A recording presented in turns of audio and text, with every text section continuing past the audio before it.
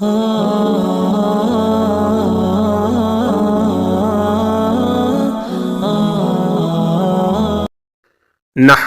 ونصلي على رسوله الكريم اما بعد فاعوذ بالله من الشيطان الرجيم بسم الله الرحمن الرحيم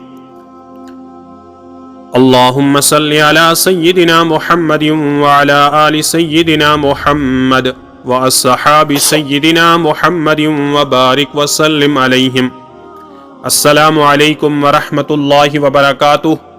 مجھے امید ہے کہ آپ سبھی حضرات اللہ کے فضل و کرم سے عافیت سے ہوں گے۔ میں اللہ سے دعا کرتا ہوں کہ اللہ آپ کو ہمیشہ خوش و خرم رکھے اور دونوں جہان میں کامیابی نصیب فرمائے۔ محترم ناظرین و سامعین کرام، میرے اس یوٹیوب چینل بنانے کا مقصد یہی ہے کہ اس سوشل میڈیا دور کے اندر ہم دین کے پیغامات کو ہر گھر گھر کیسے پہنچائیں۔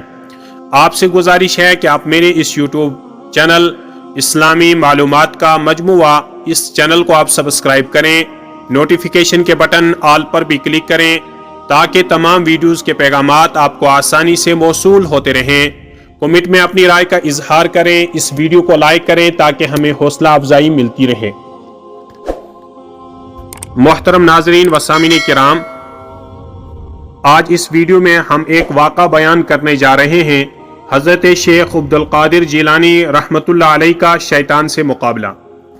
ایک روایت میں آتا ہے کہ ایک دن شیخ عبدالقادر جیلانی رحمۃ اللہ علیہ عبادت میں مشغول تھے کہ زمین سے آسمان تک تیز روشنی پھیل گئی اور پھر اس روشنی میں ایک صورت ظاہر ہوئی جس نے بڑی گرجدار آواز میں شیخ عبدالقادر جیلانی رحمۃ اللہ علیہ سے کہا، اے عبدالقادر جیلانی، میں تیرا رب ہوں، تیری عبادت و ریاضت سے خوش ہو کر میں نے تجھ پر فرائض کو معاف کر دیا اور حرام چیزوں کو حلال کر دیا، لہذا اب جو چاہے سو کر۔